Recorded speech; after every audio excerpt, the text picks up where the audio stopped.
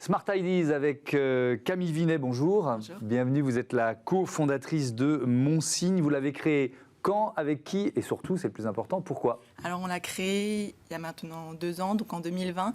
On est 6 membres dans l'équipe. Oui. Et en fait, on l'a créé lors d'un projet scolaire en école d'ingénieur.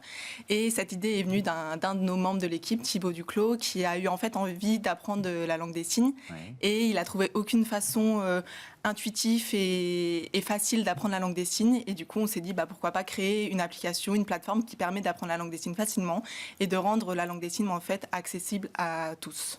Donc c'est vraiment un projet d'école Oui, au départ, c'est l'EFREI, c'est ça, école d'ingénieurs ou l'EFREI, d'école d'ingénieurs du numérique. Alors c'est quoi? C'est une appli?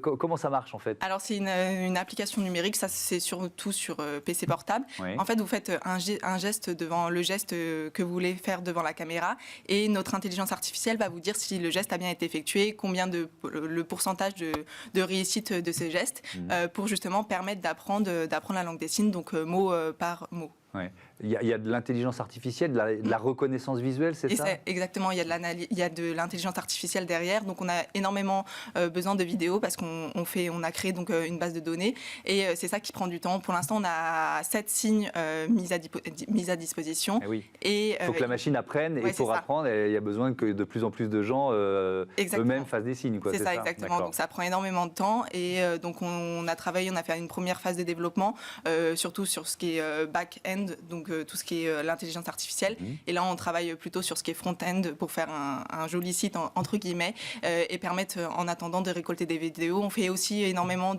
on essaye d'intervenir auprès de notre école pour sensibiliser les personnes de notre école.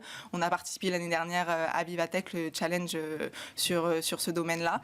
Et on essaye de faire connaître, fur et à mesure, ce projet qui nous tient à cœur. Oui, et vous avez remporté l'an dernier le prix du jury du Printemps des entrepreneurs récompensé par Soprasteria. Alors, c'est une reconnaissance importante, j'imagine. Qu'est-ce que ça ouvre, ce type de reconnaissance de prix pour une entreprise, toute jeune entreprise, projet comme le vôtre? Ça nous montre que notre projet, en fait, ça nous a montré que notre projet plaît énormément, qu'il est compris et que les personnes veulent le mettre en avant énormément. Et puis pour des jeunes comme nous, des étudiants encore comme nous, ça nous donne envie d'aller encore plus loin et de rendre ce projet viable et de le sortir le plus tôt possible. Le plus rapidement possible. Vous intégrez aussi l'incubateur de votre école d'ingénieur? Oui, on a intégré l'année dernière l'incubateur de notre école d'ingénieur pour justement permettre de se consacrer sur ça, de consacrer plus de temps sur ça. Et justement, donc mon équipe consacre maintenant une journée entière toutes les semaines pour développer. Parce que vous êtes encore en cursus de l'école ou vous l'avez fini? Alors nous, on était en 4e année d'ingénieur et moi actuellement je fais un double diplôme avec Audencia Business School, donc une école de commerce. Donc il faut gérer les deux à distance, mais on est toujours, en fait, on est en 5e année, on est en notre dernière année d'études. D'accord. Donc là, on rentre bientôt sur le monde de. Alors pour bien comprendre, l'appli, elle en est où de son développement et quelle perspective de commercialisation vous avez? Alors l'appli, elle est en cours de développement. On espère pouvoir la mettre en place cette année. Il y a déjà eu des tests qui ont été faits. On a déjà présenté à un public comment ça fonctionnait, des choses comme ça. Et on espère vraiment présenter nos 7 premiers signes sur une plateforme accessible à tous à la fin de cette année. Donc fin 2022, on devrait pouvoir tous y participer d'une certaine façon. Merci beaucoup. Merci à vous. Merci Camille Vinet. Bon vent à Monsigne.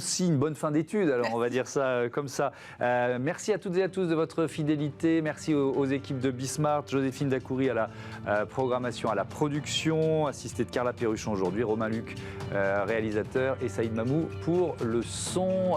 Belle journée sur Bismart, la chaîne des audacieuses et des audacieux. Salut.